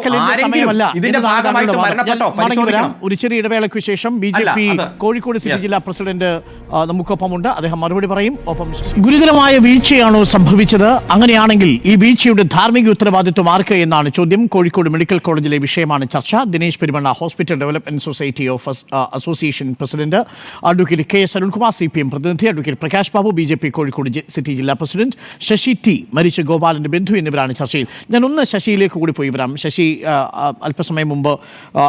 അല്പസമയത്തിനുള്ളിൽ ഇവിടെ നിന്ന് മടങ്ങും. ശശി, ഇപ്പോൾ ഈ ഗോപാലൻ്റെ മരണം താങ്കൾ പറഞ്ഞതനുസരിച്ച് ഈ സംഭവത്തെ തുടർന്നല്ല എന്ന് പറയാൻ സാധിക്കും. അതിനകത്തൊരു പരാതിയുമില്ല എന്നാണ് താങ്കൾ പറയുന്നത്. ഒപ്പം മാറ്റിയ 3-4 പേരുണ്ടായിരുന്നു. അവരെക്കുറിച്ച് എന്തെങ്കിലും വിവരങ്ങൾ ശ്രീ ശശിക്ക് അറിയാമോ? അവരിൽ നസീറയുടെ കുടുംബം ഇന്ന് പരാതി പറഞ്ഞിട്ടുണ്ട്. അവർ മാത്രമാണ് പരാതി കൊടുത്തിരിക്കുന്നത്. ഈ ഓക്സിജൻ സിലിണ്ടറും അതേപോലെ ഈ മാസ്കും അവിടെ നിന്ന് മാറ്റിയാണ് അവിടെ നിന്ന് കൊണ്ടുപോയത് എന്നാണ് പറയുന്നത്. എന്നാൽ ഹോസ്പിറ്റൽ അധികൃതർ പറയുന്നത് വെന്റിലേറ്ററിലുണ്ടായിരുന്ന മുഴുവൻ ആളുകൾക്കും ഈ ഓക്സിജൻ സിലിണ്ടർ സംവിധാനത്തോടു കൂടിയാണ് ആശുപത്രിയിൽ അവരെ എത്തിച്ചത് എന്നാണ്. താങ്കൾക്ക് മനസ്സിലാവുന്നത് എന്താണ് ശശി? അതെ, അത് ശരിയാണ്. ഞാൻ എൻ്റെ കൺമുന്നിൽ നിന്നാണ് ഇതൊക്കെ നടന്നത്. അതിൽ ഒരു സുരേന്ദ്രൻ എന്ന് പറയുന്നവർ ഉണ്ടായിരുന്നു, വടകര സ്വദേശി. അവരും അതിൻ്റെ കൂടെയുള്ളവരും ഡോക്ടർമാരും അതുപോലെ തന്നെ നഴ്സുമാരും നല്ല രീതിയിലുള്ള പ്രവർത്തനം, പുറത്തുനിന്ന് നല്ല ഒരു സഹായം ചെയ്തിരുന്നു. അവർക്ക് രോഗികളോട് അത്ര ഉള്ളൊരു ഇത്. ആ സുരേന്ദ്രൻ്റെ ബന്ധു ഞാൻ അടുത്ത് നമ്മൾ ഡെത്ത് രജിസ്ട്രേഷൻ രാത്രി 2 മണിക്കാണ് ഡെത്ത് രജിസ്ട്രേഷൻ്റെ ഇതുമായി ബന്ധപ്പെട്ടുകൊണ്ട് പോയ സമയത്ത് അവരെന്നെ അങ്ങനെയാണ് നമ്മൾ പരിചയപ്പെടുന്നത്. അപ്പോൾ നല്ലൊരു ഇത് തന്നെയാണ് അവർ ഈ ഡോക്ടർമാരുടെയും അതുപോലെ നേഴ്സുമാരുടെയും അതിന് ശേഷമുള്ള ആ ഒരു ഇത്. പക്ഷേ ഈ ഒരു സാഹചര്യത്തിൽ വേറെ ഒന്നും ചെയ്യാൻ പറ്റുന്നില്ല ഉള്ള ഒരു ഇത് മാത്രമേ അവർക്ക് ഉണ്ടായിരുന്നു. പ്രകാശ് ബാബു, ഇതാണ് ശശിക്ക് പോലും പറയാനുള്ളത്. അതായത് ഗോപാലൻ എന്ന തൻ്റെ ബന്ധു, ഭാര്യാപിതാവ് മരിച്ചു പോകുന്ന സാഹചര്യത്തിൽ പോലും ആശുപത്രിയിൽ നിന്ന് ജീവനക്കാരുടെ ഭാഗത്തുനിന്ന് ലഭിക്കാവുന്ന ഏറ്റവും മികച്ച രക്ഷാപ്രവർത്തനം ലഭിച്ചു എന്ന് പറയുമ്പോൾ നമുക്കത് വീഴ്ചയായി ചൂണ്ടിക്കാണിക്കേണ്ടതുണ്ടോ എന്നതാണ് ചോദ്യം. നേരത്തെ അരുൺകുമാർ പറയുന്നത് ഈ സമയത്താണോ രാഷ്ട്രീയ വിഴുപ്പഴക്കൽ നടത്തേണ്ടത്, രാഷ്ട്രീയ വിമർശനങ്ങളുടെ സമയമാണോ ഇത് എന്നാണ് ചോദിക്കുന്നത്. ഏത് തരത്തിലുള്ള വീഴ്ചയാണെന്ന് ചൂണ്ടിക്കാട്ടു, അതിനുള്ള പഠനം നടക്കട്ടെ. അന്വേഷണത്തിന് ശേഷമല്ലേ നമുക്ക് പറയാൻ സാധിക്കൂ. എങ്ങനെയാണ് ആശുപത്രി അധികൃതരെ നമുക്ക് കുറ്റം പറയാനാവുക എന്നാണ് ചോദ്യം. അഡ്വക്കേറ്റ് പ്രകാശ് ബാബു. നോക്കൂ ഡോക്ടർ അരുൺ, ദയവായി CPM പ്രതിനിധി ഇക്കാര്യത്തിലുള്ള മര്യാദയും മര്യാദകേടും ഇവിടെ വലിച്ചേക്കേണ്ട ആവശ്യമില്ല. കാരണം ഇവിടെ ദുരന്തമുഖത്ത് രാഷ്ട്രീയം പറയുകയല്ല. ഇവിടെ ഒരു സംഭവം നടന്നതുമായി ബന്ധപ്പെട്ട് ഇവിടുത്തെ പൊതുജനങ്ങൾക്കുള്ള വികാരങ്ങൾ, 37 പേർ ഇന്ന് കോഴിക്കോട്ടെ വിവിധ സ്വകാര്യ ആശുപത്രികളിൽ ഇപ്പോൾ കഴിയുകയാണ്. ഇതിലൊരു 15ഓളം പേരെങ്കിലും നേരിട്ട് ഇന്ന് പോയി സന്ദർശിച്ച ഒരാളാണ് ഞാൻ, ഡോക്ടർ KS അരുണെ. താങ്കൾക്ക് മനസ്സിലായോ? അപ്പോൾ ഇവർ പറഞ്ഞത് ഓരോന്നും ഞങ്ങളുടെ ഹൃദയത്തിൽ തറിച്ചതുപോലെ ഇവിടെ നിൽക്കുന്നുണ്ട്. അതുകൊണ്ട് ഇവിടെ ഇവരുടെ വികാരം ഒരു പ്ലാറ്റ്ഫോമിൽ തുറന്ന് പറയാൻ എനിക്കൊരു AKG ഭവൻ്റെയും ഒരു അരുൺകുമാറിൻ്റെയും ഒരു അനുവാദവും ഒരു സർട്ടിഫിക്കറ്റിൻ്റെ ആവശ്യമില്ല. നിങ്ങൾ പറഞ്ഞല്ലോ ദുരന്തമുഖത്ത് രാഷ്ട്രീയം പറഞ്ഞു. ഒരു നിമിഷം പ്രകാശ് ബാബു അല്ല പറയല്ല, താങ്കൾ നിർത്ത്, മര്യാദ ഉണ്ടെങ്കിൽ നിർത്ത്. താങ്കൾ പറഞ്ഞ മര്യാദ ഉണ്ടെങ്കിൽ നിർത്ത്, ഞാൻ പറയട്ടെ. ചോദിച്ചത് എന്നിട്ട് താങ്കൾ താങ്കൾ പറഞ്ഞതിനകത്ത് അദ്ദേഹത്തിന് ഒബ്ജക്ഷനോടൊപ്പം കൂടി പറയണം. വേണ്ട വേണ്ട, ഇല്ല, ഞാൻ അനുവദിക്കുന്നില്ല, ഞാൻ അനുവദിക്കുന്നില്ല, ഞാൻ അനുവദിക്കുന്നില്ല. ശരി ശരി, അല്ലല്ല, ഞാൻ അനുവദിക്കുന്നില്ല. ശരി, താങ്കൾ അദ്ദേഹത്തിനുള്ള സമയത്ത് പറഞ്ഞാൽ മതി, മര്യാദ പറഞ്ഞ ആളല്ലേ. ശരി, ഞാൻ പറയട്ടെ. അപ്പോ ഞങ്ങളിവിടെ ദുരന്തമുഖത്ത് കയറി, അത് പ്രളയമായാലും കോവിഡ് ആയാലും ഞങ്ങൾ കക്കാനും പോയിട്ടില്ല, അതിന്റെ പേരിൽ ജയിലിലും പോയിട്ടില്ല, PP കിറ്റിന്റെ പേരിൽ അഴിമതി നടത്തിയിട്ടില്ല. ഞങ്ങൾ ഇവിടെ പറഞ്ഞത് ഡോക്ടർ അരുൺകുമാർ, ഞാൻ പറഞ്ഞത് ഒരു മനുഷ്യന്റെ ആയുസ് അത് 1 മണിക്കൂറാണെങ്കിൽ 1 മണിക്കൂർ അത് വലിയ വിലയുള്ളതാണ്. അവരുടെ ബന്ധുക്കൾക്ക് അത് വലിയ വിലയുള്ളത് തന്നെയാണ്. ഇവിടെ ചില സ്റ്റാഫ് പാറ്റേൺ അനുസരിച്ച് ആവശ്യമായിട്ടുള്ള സ്റ്റാഫ് ആ ഒരു ICU വാർഡുമായി ബന്ധപ്പെട്ടില്ലാത്തത് കൊണ്ട് ഇതിൻ്റെ ഒരു പരിശീലനം ലഭിച്ച രീതിയിൽ ഈ അത്യാസന്ന നിലയിലുള്ള രോഗികളെ പുറത്തേക്ക് മാറ്റാൻ സാധിക്കാത്തതിൻ്റെ പേരിൽ മരണം സംഭവിച്ചിട്ടുണ്ട്. പുക ശ്വസിച്ചിട്ടാണെന്ന് ആരും പറഞ്ഞിട്ടില്ല. ഗോപാലന്റെ ബന്ധു അദ്ദേഹം ഇന്ന് റിപ്പോർട്ടറിലടക്കം അത് പറഞ്ഞത് ഞാനും കേട്ടിട്ടുണ്ട്. ഇദ്ദേഹമല്ല, ശശിയല്ല. അതേപോലെ നസീറയുടെ ബന്ധു പറഞ്ഞിട്ടുണ്ട്, മൂന്നാമതൊരാളുടെ ബന്ധു പറഞ്ഞിട്ടുണ്ട്, കക്കട്ടിലുള്ള. അപ്പോൾ ഞാൻ പറഞ്ഞു വന്നിട്ടുള്ളത് ഒരു കൃത്യമായിട്ടുള്ള ഏകോപനത്തിന്റെ കുറവ് അവിടെ ഉണ്ടായിരുന്നു. ഇനി രണ്ടാമത്, ഇടതുപക്ഷത്തിന്റെ പ്രതിനിധി ബഹുമാനപ്പെട്ട ആരോഗ്യമന്ത്രിയുടെ പത്രസമ്മേളനവും കേട്ടിട്ടാണെങ്കിൽ ആ അന്വേഷണമൊന്നും ഞങ്ങൾ കോഴിക്കോട്ടുകാർ വന്ന് താങ്കളെ ദയവ് ചെയ്ത് പഠിപ്പിക്കരുത്, ഞങ്ങളോട് പറയരുത്. ഇതേ കോഴിക്കോട് മെഡിക്കൽ കോളേജിൽ മിസ്റ്റർ അരുൺ, ഇടതുപക്ഷത്തിന്റെ പ്രതിനിധി, നിങ്ങളറിയോ ഒരു ഹർഷിനെ ഉണ്ടായിരുന്നു. ശസ്ത്രക്രിയ നടക്കുമ്പോൾ വയറ്റിൽ കത്രിക പോയ എന്താ കേരളത്തിന്റെ ബഹുമാനപ്പെട്ട ആരോഗ്യമന്ത്രിയെ പറഞ്ഞ് തല ഒഴിഞ്ഞുകൊണ്ട് വാക്കു കൊടുത്തത്? ഞാനുണ്ട് കൂടെ. ഇന്ന് എന്തു കൂടെ? അന്വേഷണ റിപ്പോർട്ട് വന്നു. ഏതെങ്കിലും ഒരു വാക്ക് ആ ഹർഷിന എന്ന സഹോദരിക്ക് കൊടുത്ത് പാലിച്ചോ? കോഴിക്കോട് മെഡിക്കൽ കോളേജിൽ ഒരു യുവതി ICUയിൽ പീഡിപ്പിക്കപ്പെട്ടു. ആ പീഡിപ്പിക്കപ്പെട്ട കേസിലെ പ്രതികൾ ഇന്ന് നിങ്ങൾ പറഞ്ഞ, ഞാനീ പറഞ്ഞ അധോലോക സംഘം നിയന്ത്രിക്കുന്ന മെഡിക്കൽ കോളേജിൽ, അധോലോക സംഘം നിയന്ത്രിക്കുന്ന NGO അസോസിയേഷൻ നിയന്ത്രിക്കുന്ന മെഡിക്കൽ കോളേജിൽ ആ പ്രതികൾ, പീഡന കേസിലെ പ്രതികളെ ഇന്നവിടെ ജോലി ചെയ്യുകയാ. ഇതാ നിങ്ങൾ പറഞ്ഞ ഈ മന്ത്രി, ബഹുമാനപ്പെട്ട മന്ത്രി വീണ ജോർജിന്റെ വാക്ക്. ആ വാക്ക് കീറിയ ചാക്കിന് തുല്യമാണ് അരുണെ. അതുകൊണ്ട് ആ വാക്കൊന്നും പറഞ്ഞ് മര്യാദ ഒറ്റ കാര്യം ഇല്ല. ഞാൻ ഒന്നുകൂടി പറയാം. അരുൺ ഒരു കാര്യം പറയട്ടെ. അരുൺ ഒരു കാര്യം, ഞാൻ പറയുന്നതിന്റെ കൂടി ഉത്തരം പറഞ്ഞോട്ടെ. ഒരു കാര്യം കൂടി, ഇടതുപക്ഷത്തിന്റെ പ്രതിനിധി 37 പേർ Kozhikode baby memorial hospital, MIMS hospital, അതേപോലെ തന്നെ ഫാത്തിമ ഹോസ്പിറ്റൽ, ഇക്ര ഹോസ്പിറ്റൽ ഇവിടെ കിടക്കുന്നുണ്ട്. നിങ്ങൾക്ക് ഈ പ്ലാറ്റ്ഫോമിൽ വന്ന് പറയോ?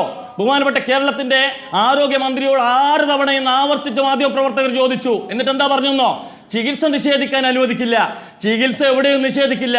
പക്ഷേ മിംസിൽ പാവപ്പെട്ട മണ്ണിൽ അധ്വാനിക്കുന്നവന് വന്ന 3 ലക്ഷം കൊടുക്കൂ ആരോഗ്യമന്ത്രി? കൊടുക്കുവോ?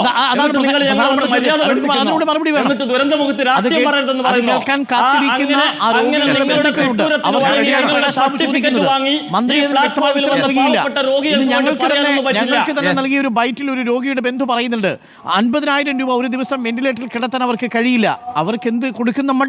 അവരുടെ ചികിത്സാ സംവിധാനങ്ങൾ, ആ ചികിത്സാ ചെലവ് സർക്കാർ ഏറ്റെടുക്കുമോ? ഏറ്റെടുക്കേണ്ടതല്ലേ? അതിനാദ്യം മറുപടി പറയട്ടെ അരുൺ. ദുരന്തമുഖം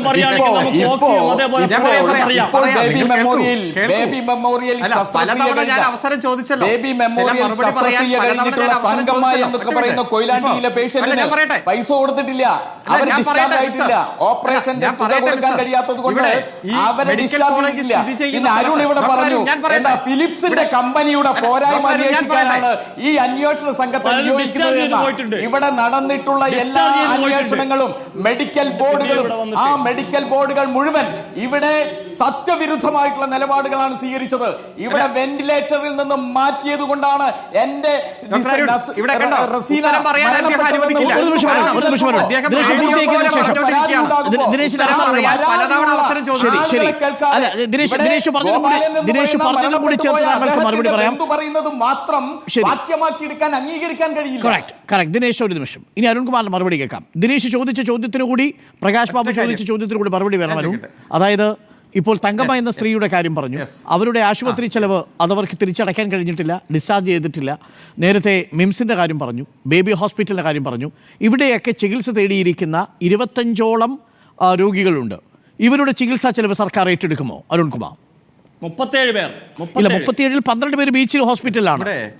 ഇവിടെ BJPയുടെ സംസ്ഥാന ഞാൻ പറയാം, ഈ ഹോസ്പിറ്റൽ സ്ഥിതി ചെയ്യുന്ന സ്ഥലത്തെ BJPയുടെ ജില്ലാ കമ്മിറ്റിയുടെ പ്രസിഡന്റാണല്ലോ ഈ ചർച്ചയിൽ പങ്കെടുക്കുന്നത്. ഈ ദുരന്തമുണ്ടായി, ആ ദുരന്തത്തിന് ശേഷം നടക്കുന്ന ഈ ചർച്ചയിൽ അദ്ദേഹം നിരവധി ആരോപണം ഉന്നയിക്കുന്നു.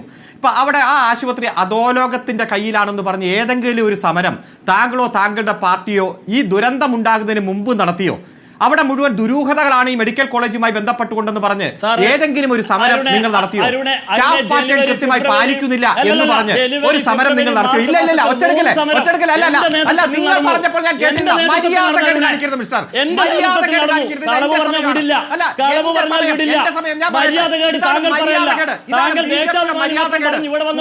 കുമ്മനടിയും ചന്ദ്രനടിയും മാത്രം തൊഴിലായി നടന്നിട്ട് കാര്യമില്ല. അല്ലല്ല, ഈ കുമ്മനടിയും ചന്ദ്രനടിയും മാത്രം തൊഴിലായി പ്രകാശ് ബാബു ഒരു നിമിഷം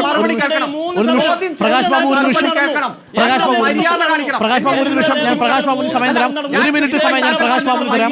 1 മിനിറ്റ് സമയം ഞാൻ പ്രകാശ് ബാബുവിന് തരാം. 1 മിനിറ്റ് സമയം ഞാൻ പ്രകാശ് ബാബുവിന് തരാം. അരുൺ ആ ചോദ്യത്തിലേക്ക് വരും. BJP സമരം ചെയ്താലും ഇല്ലെങ്കിലും അവിടെ NGO അസോസിയേഷന്റെ നേതൃത്വത്തിൽ അവിടെ ഒരു ഗൂഢസംഘം പ്രവർത്തിക്കുന്നുണ്ടെന്നുള്ളത് കോൺഗ്രസിന്റെയും ആരോപണമാണ്, അത് BJPയുടെയും ആരോപണമാണ്. പക്ഷേ എന്റെ പ്രശ്നം അതല്ല. അവിടെ പ്രൈവറ്റ് ആശുപത്രിയിലുള്ള ഇപ്പോഴത്തെ 25 രോഗികൾക്ക് ചികിത്സയുടെ ചെലവ് സർക്കാർ വഹിക്കുമോ? നിപ്പ കാലത്ത് കോഴിക്കോട് മെഡിക്കൽ കോളേജിൽ നടത്തിയ അനധികൃത പിരിവിനെതിരെ പോലീസ് കമ്മീഷണർക്കും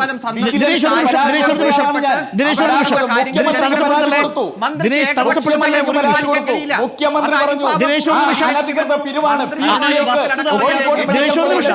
അതിന് അധികാരമില്ല എന്ന്. മെഡിക്കൽ ദിനേശും പ്രകാശും ദയവ് ചെയ്ത് നിശബ്ദരാവും. ദിനേശും പ്രകാശ് ബാബു ദയവ് ചെയ്ത് നിശബ്ദരാവും. ദിനേശും പ്രകാശും ദയവ് ചെയ്ത് നിശബ്ദരാവും. നമ്മുടെ ചോദ്യത്തിലുള്ള മറുപടിയാണ് ഞാൻ പറയാൻ പോകുന്നത്. മറുപടി ഇവിടുത്തെ രോഗികൾക്കുണ്ടായിട്ടുള്ള ബുദ്ധിമുട്ടുകൾ പരിഗണിച്ച് ഏറ്റവും പോസിറ്റീവായിട്ടുള്ള തീരുമാനം മന്ത്രിസഭാ യോഗം കൈക്കൊള്ളും. മന്ത്രി സ്ഥലത്ത് വന്ന സാഹചര്യങ്ങളെല്ലാം കണ്ട് ജനങ്ങളോട് പറഞ്ഞു, മന്ത്രിസഭയിൽ അവതരിപ്പിക്കുന്നു, സർക്കാരിന്റെ ശ്രദ്ധയിൽപ്പെടുത്തുന്നു. ഒരു രോഗിക്കും ബുദ്ധിമുട്ടുണ്ടാക്കുന്ന ഒരു സാഹചര്യം ഉണ്ടാവില്ല. 3 ദിവസത്തിനുള്ളിൽ ICU പഴയതുപോലെ ആക്കുമെങ്കിലും ഇതിനിടയിൽ ജനങ്ങൾക്ക് വന്ന രോഗികൾക്ക് വന്ന ബുദ്ധിമുട്ട് ഗൗരവമായി അഡ്രസ് ചെയ്യുമെന്നും അത് മന്ത്രിസഭാ യോഗത്തിലും ഗവൺമെന്റിന്റെ ശ്രദ്ധയിൽപ്പെട്ട് ഏറ്റവും പോസിറ്റീവായിട്ടുള്ള തീരുമാനം വരും. അത് തന്നെയാണ് മുൻകാലങ്ങളിലും അടുത്ത കാലത്തും എല്ലാം ആരോഗ്യവകുപ്പ് സ്വീകരിച്ചിട്ടുള്ളത്. ആ തീരുമാനം ഏകപക്ഷീയമായി മന്ത്രിക്ക് പ്രഖ്യാപിക്കാൻ കഴിയില്ലെങ്കിൽ മന്ത്രിസഭാ യോഗത്തിന്റെ തീരുമാനം വരും.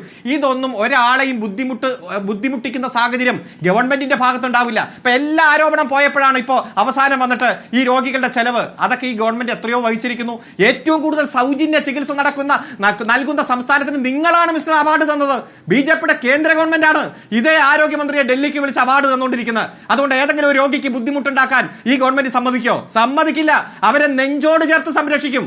അതുകൊണ്ട് തന്നെ ആ രോഗികൾക്ക് കൃത്യമായി ഇന്നലെ നടന്ന സാഹചര്യങ്ങൾ ബോധ്യമുണ്ട്. ഗവൺമെന്റ് സംവിധാനം ഉണർന്നു പ്രവർത്തിച്ചതിനെ കുറിച്ച് ബോധ്യമുണ്ട്. മറ്റ് ആശുപത്രികളിൽ പോയും ആ കൃത്യമായിട്ടുള്ള സർവൈലൻസ് ഗവൺമെന്റ് സംവിധാനം നടത്തുന്നതിനെ കുറിച്ച് അവർക്ക് കൃത്യമായി ബോധ്യമുണ്ട്. അതുകൊണ്ട് അങ്ങയുടെ ചോദ്യത്തിന് കൃത്യമായി പറയുന്നു, ഗവൺമെന്റ് ഉചിതമായ പോസിറ്റീവായിട്ടുള്ള തീരുമാനം ഒരു രോഗിയും സമയം വാഗ്ദാനം ചെയ്തിരുന്നതാണ്. എനിക്കത് 1/2 മിനിറ്റാക്കി കുറയ്ക്കേണ്ടത് വരുന്നു. എങ്കിലും താങ്കൾ പറയൂ, ഈ ഉത്തരത്തിൽ തൃപ്തനാണോ? മതിയരുൺ, ഈ ബഹുമാനപ്പെട്ട നമ്മുടെ ഇടതുപക്ഷത്തിന്റെ പ്രതിനിധി KS അരുൺ ചോദിച്ചു, താങ്കൾ ഈ ഇടതുപക്ഷത്തിന്റെ പ്രതിനിധി ജനുവരി ഫെബ്രുവരി മാർച്ചിൽ ജനുവരി ഫെബ്രുവരി മാർച്ചിൽ എന്റെ നേതൃത്വത്തിൽ നിങ്ങളുടെ അധോലോക സംഘത്തിനെതിരെ മെഡിക്കൽ കോളേജിന് മുന്നിൽ 3 സമരത്തിന് നേതൃത്വം വഹിച്ച ഇനിയും ഇത്തരത്തിലുള്ള ദുരൂഹമായ പുക ചുരുളുകൾ ഉണ്ടാവാതിരിക്കട്ടെ. ആശുപത്രിയിൽ രോഗികൾക്ക് നല്ല ചികിത്സ കിട്ടട്ടെ. ചുരുങ്ങിയ പക്ഷം സർക്കാർ ഈ സ്വകാര്യ ആശുപത്രിയിൽ പ്രവേശിപ്പിച്ചിരിക്കുന്ന 25 രോഗികളുടെ എല്ലാ ചികിത്സാ ചെലവും ഏറ്റെടുക്കാനുള്ള തീരുമാനം അടിയന്തരമായി കൈക്കൊള്ളണം. മറ്റൊരു വഴിയുമില്ലാത്ത മനുഷ്യരാണ് അവിടെ. ഇപ്പോൾ ഒരു നേരത്തെ പറഞ്ഞതുപോലെ, ദിനേശൻ പറഞ്ഞതുപോലെ, ഒരു ഹോസ്പിറ്റൽ തങ്കമ്മ എന്ന സ്ത്രീ ശസ്ത്രക്രിയ കഴിഞ്ഞ് ഡിസ്ചാർജ് ചെയ്യാൻ കഴിയാതെ ആ ആശുപത്രിയിൽ വിഷമിച്ചിരിക്കുന്ന സാഹചര്യമുണ്ട്. മന്ത്രിസഭാ യോഗ തീരുമാനത്തിന് മുൻപ് തന്നെ ആ തീരുമാനം സർക്കാർ കൈക്കൊള്ളണം. അവരുടെ ചികിത്സാ ചെലവ് പൂർണ്ണമായും സർക്കാർ വഹിക്കണം. നമ്മുടെ സംവിധാനത്തിന് പറ്റിയിരിക്കുന്ന പിഴയാണ്. ആ പിഴയുടെ ഉത്തരവാദിത്വം സാധാരണ ജനങ്ങളിൽ അവരുടെ ബുദ്ധിമുട്ട് സാധാരണ ജനങ്ങളുടെ ചുമലിൽ വെക്കരുത്. നന്ദി ദിനേശ് പെരുമണ്ണ ചർച്ചയിൽ ചേർന്നതിന്. ഒപ്പം advocate KS Arunkumar, advocate Prakash Babu, Sasi T.